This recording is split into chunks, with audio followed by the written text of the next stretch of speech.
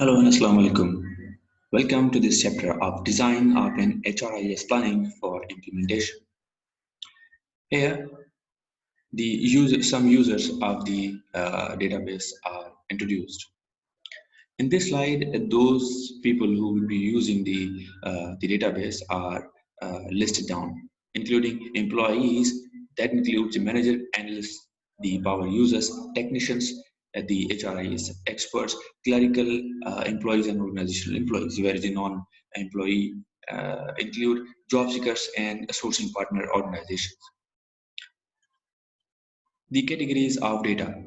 It is also known as importance or important data, it includes the information about the people, organization, and both collectively they create a result of interaction of the first two categories into a data. HRIS basically from 30 years ago, HRIS or one tier architecture, also known as the dinosaur, because basically this framework was made up of the mainframe computers and were primarily built by the IBM International Business Machines.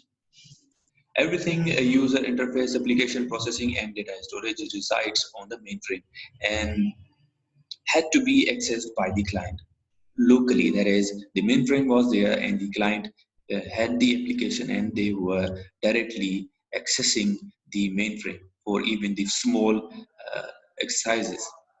Now the two-tier client-server architecture during it came up during in 1980s. HRI softwares vendors such as PeopleSoft began using powerful PCs of and created the client-server two-tier architecture. Basically, in general way or in simple terms, we can say the application software was installed in the PCs as the verge of new technology emerged, and they were using the high performance tasks through the mainframe server, and high performance applications such as payroll would still be run in the batch process on the main server, right? Or the large Unix server, if you remember, in different organization, they lie within the organization for the room office. But the day-to-day work process could be implemented by the personal computers, and this was the beginning of the second tier. Whereas three-tier architecture it includes more complex or complicated structure in which the database management system is separated by the application server, and the clients are differentiated or separated away. With a three-tier architecture, the backend servers are divided into two components: the database servers, as we can see in the picture above, and the application server, which lies in the middle. That's why it is also known as the middleware applications. For example, if two recruiters uploaded the same job position at the same time, a transaction processor, that is TPS, transaction processor softwares, would ensure that both updates are committed to the database if possible. This allows many simultaneous users to access the central database if possible, let's say.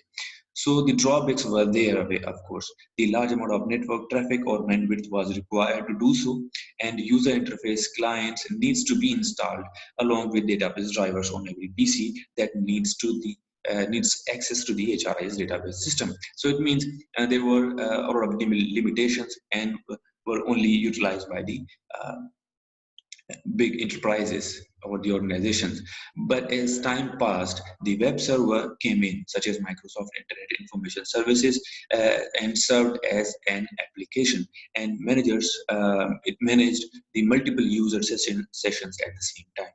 And issues such as transactions to the centralized database server were resolved. So naming it the next era, naming it in the three-tier or four-tier, now it is called as the N-tier architecture, where multiple web servers and application servers are used to handle the load balancing.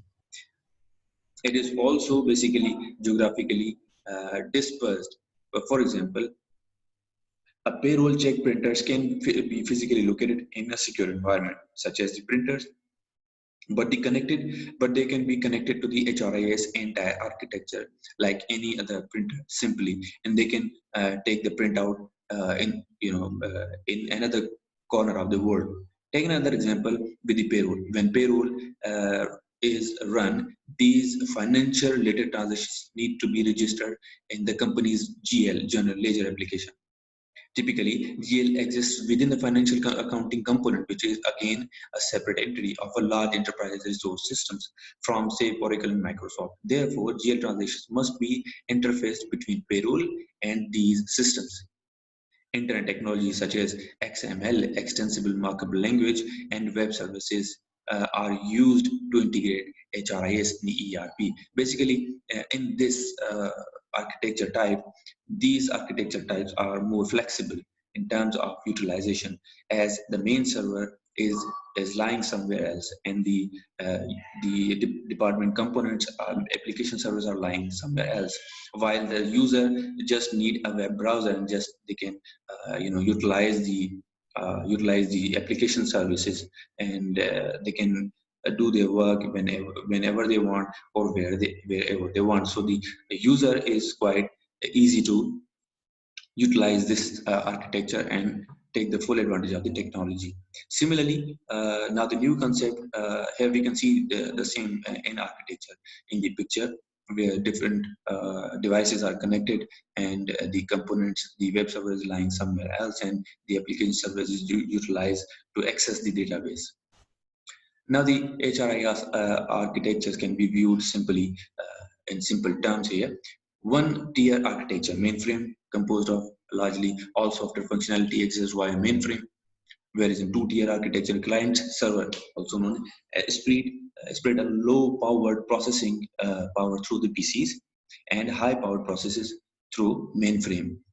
Right, separation of application technology from the database. Third is the three-tier architecture. Middleware, also known as middleware, is a software which manages data and transactions prior to being saved to the database. Basically, it separates the user. In the middle, it is the three-tier architecture. That's why it's called middleware. In the middle, it serves as an application, and then the application gives access and gets the transaction done, gets the process done from the database. Whereas in n-tier architecture, it is expandable to multiple web and application servers that can be geographically dispersed for load balancing globally, and worldwide people can access, or the user can access. Additional printer servers and process schedules are a good example of this one. Now the next term comes in as the cloud computing, which is the latest one. The server cloud operated offsite reduces software and equipment capital outlays. Evaluation process must include a thorough security analysis. Cloud computing can be defined as a computing architecture that uses internet, central, remote servers to maintain data and applications. The underlying goal with cloud computing is to reduce the resources needed by the companies in maintaining and running database and applications.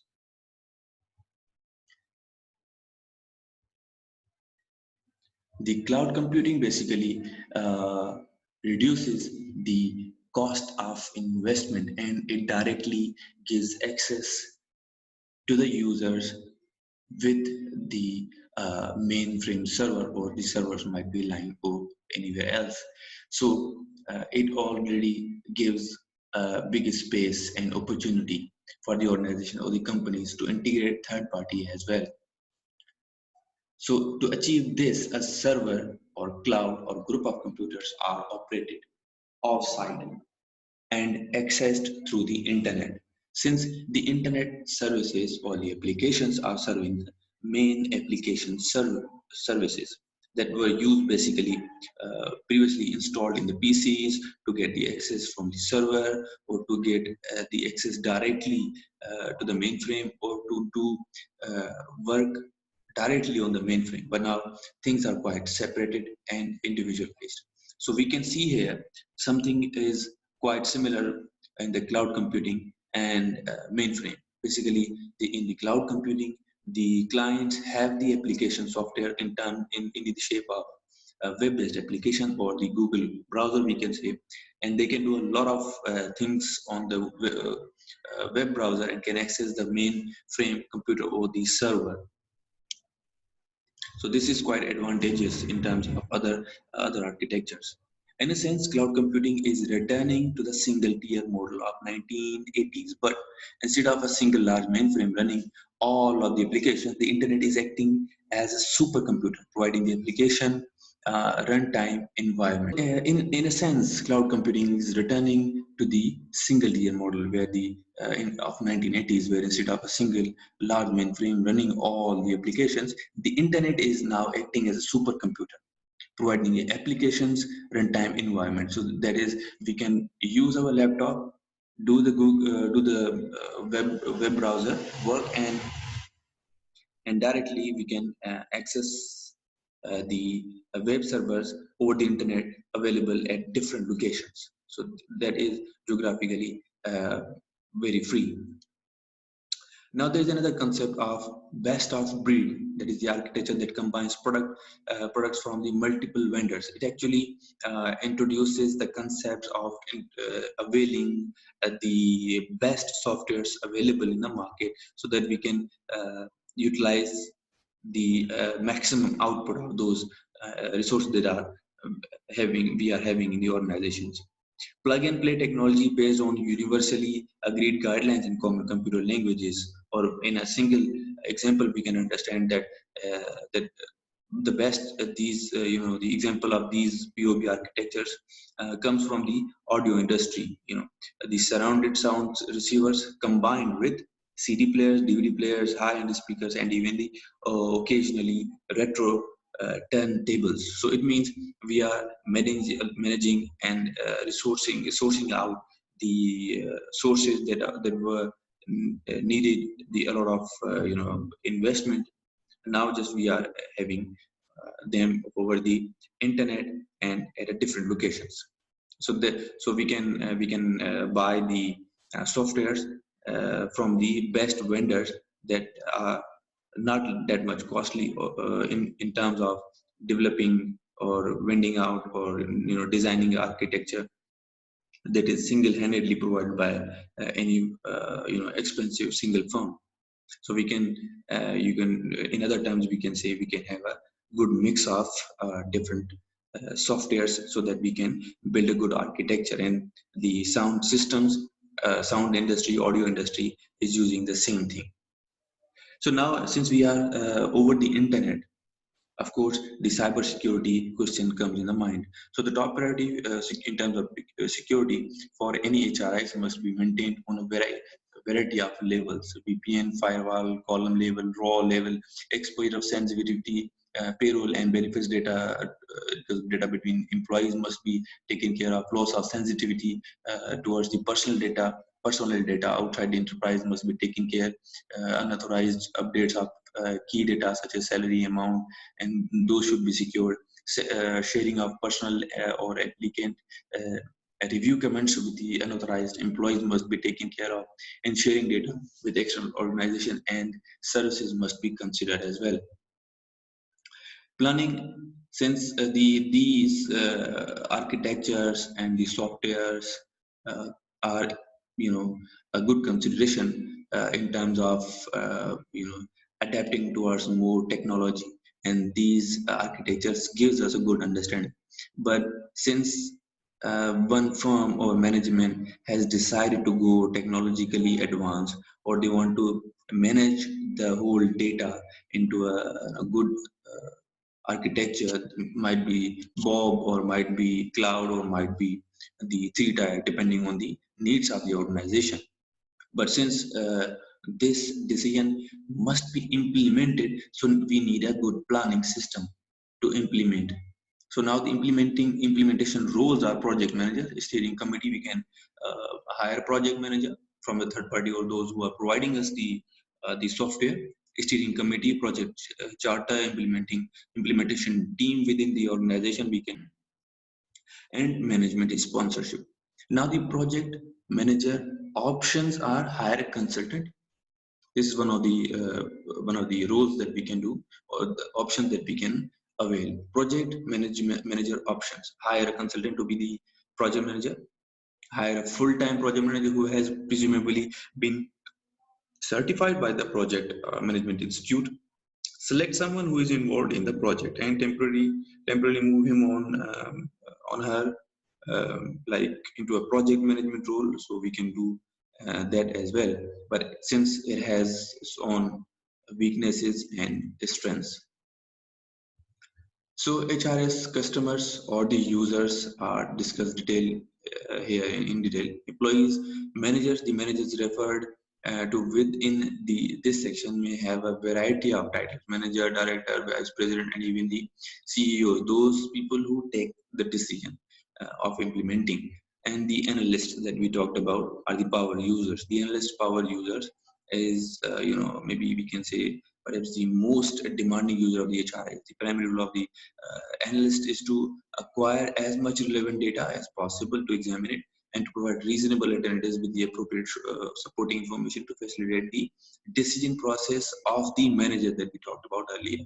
The analyst is referred to as a power user because this person accesses more areas of the HRIS than almost any other user can. For example, a recruiting analyst might be asked to provide a short list of potential internal candidates for a position that opened in the marketing function of a large retailer.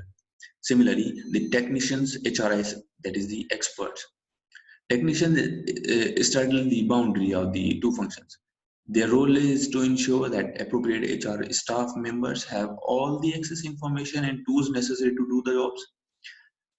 And the clerical employees, for example, clerical employees enter the appropriate information into the HRI organizational employees.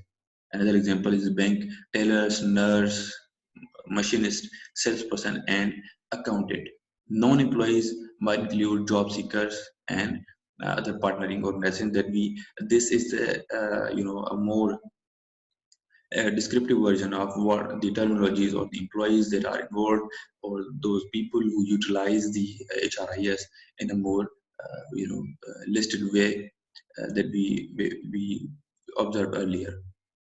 Now, since we are talking about the architectures and to make a decision to go digitalize and to manage our data in one of these more suitable architectures, for the organization. So we have to make sure that we follow the proper steps. Ultimately, that would lead us the in a proper implementation, because going for the database is not that easy and it requires a huge amount of investment. So if we are going, or if any organization is considering it, it must also should be having smaller steps to properly and successfully implement the HRIS strategy or the decision that is being taken. So we would go one by one in detail. These steps are listed over here. Other steps can be included depending on the reasons or the environment or the conditions and the or size of the organization, and of course the requirements. First of all, so first is the inception of idea. The first step of HRIS implementation is the inception of the idea. The need of the organization to have HRIS software must be realized and agreed by the top management. Is an investment, and management needs to keep this in their mind, because they must have a good reason to go for the HRIS. Since HRIS takes a lot of efforts and investment, as we discussed earlier, so they must be having a good reason why they are going for the HRIS. Second is feasibility study.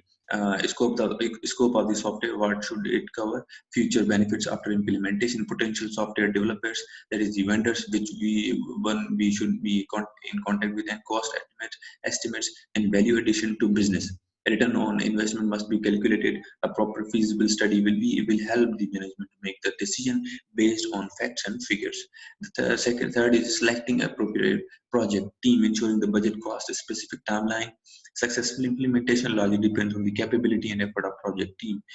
Since project team must have a good information, and therefore they must be able to implement the whole project in a single run, rather than moving in a success or trial and error approach. Involvement of senior management is very important. This step, defining the requirements, is a very important step. The scope and needs to be defined, not detailed requirement specification, at least the process. Some organizations may want to develop a payroll module, with others may want other modules to be developed. Depends on the affordability and plan. An essential step before communicating with the vendor software developers. Fifth is the vendor analysis. Selecting the right software developer, the capability, track record, and goodwill of the developers must be checked, and the requirements of the organization must be shared with the developers so they understand what organization might be given with a good HRIS software or the package. They will come up with their offer, and that could include the cost and specific timeline for the project completion. Six is the package control negotiation. Of course, you must be negotiating with the vendors, so to make sure you lose less and gain more, signing of contracts and the developing starts. And training is a must. After once the contract is signed, training is the basic thing that employees must have regarding the HRIS usage. Tailoring the system. Some firms do implement HRIS softwares through the vendors, but since the every organization might be having a different need, so therefore they go for the tailoring their system that they want to implement, or the vendors that have provided them. So design of a software is overviewed and is submitted to the company. Then see data collection, primary data collection, second data collection, and data validation. Once we know the implementation, now we are moving towards the data and information regarding the implementation processes, and testing the systems. User application test, understanding the gaps, if complies, if implemented, otherwise send back to the developer that the software that has been developed is not working properly according to our needs or not matching the system. Since this step will provide actually the information of match and mismatch, if, why, what, and what is going to be the wrong, or the estimated data numbers. And this testing the system will provide the authenticity of this data. So 11th is starting installing in computers and configuring the system, running in parallel. This is very important concept. It is a safe stand to run the existing process, whether it is manual or software, and the new software run in parallel. Basically, old system are still operated once every the aspect of the old system is shifted to the new system. In case of any malfunctioning, the new software, the process will not get hampered, and the business will be process will be carried on the older one. At least one full cycle of the process needs to be run in parallel to avoid any technical complications. The 13th is maintenance. After software has been installed, regularly maintenance and performance monitoring is essential. Most of the time, the vendors, those who provide the software, do also provide the maintenance team for effectiveness. Annual maintenance contract can be signed with the software development company.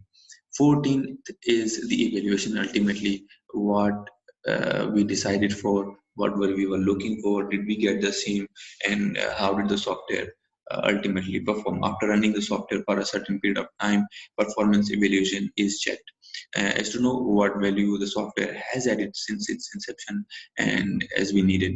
So now the application of the HRIS in different departments, say people administration, benefits, salary, and compensation.